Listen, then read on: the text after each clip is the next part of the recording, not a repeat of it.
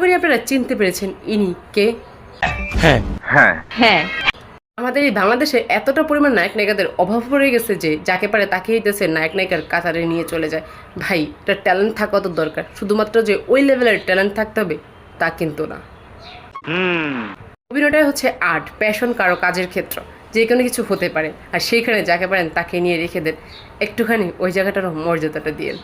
সঠিক বলেছে। তুমি আমার শখের পুরুষ, তুমি ব্যতীত আর কারোর উপর আমার নজর নাই।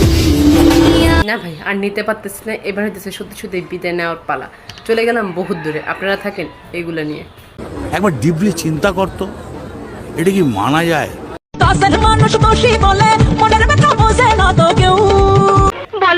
আপু মনির মনের কষ্ট কেউই বোঝে না, এই কারণে এখন আপু মনির মনের কষ্ট বোঝাতে টিকটকে চলে এসেছে।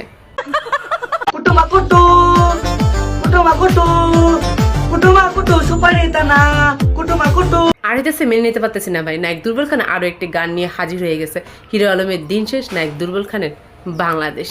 হিরো আলম কি কম ছিল, কি কম জ্বালায় গেছে যে ও হইতেছে আরো হইতেছে জ্বালানোর জন্য। বুঝলে বাবা, টিকটকে আমরা দুই বন্ধু ছুটুই যার ছুটি উজার না। তাহলে তোমরা কি ভাইয়ারা? টিকটক আর সেলিব্রিটি আমরা তুল ভাইয়া আমার বয়স দিয়ে ভিডিও বানাইছা এক হিসাবে আমিও সেলিব্রিটি হয়ে গেছি। না ভাই, তুমি এক হিসাবে না, দুই হিসাবে তুমি সেলিব্রিটি হয়ে যেতেছো। আমরা তো ভুলবশত হইতেছে তোমাদেরকে সেলিব্রিটির খাতায় নাম দিই নেই গা। প্লিজ কে যদি থাকেন তাকে একটা অস্কার ছুড়ে মানেন। কে না কে এমদাদুল, তাকেই চিনলাম না, আবার সেও হইতেছে একজন সেলিব্রিটি হয়ে গেল। যাই হোক ভাই, আপনাদের জন্য শুভকামনা রইল। প্লিজ আপনাদের অস্কারটা আপনারা কুড়াই নেন।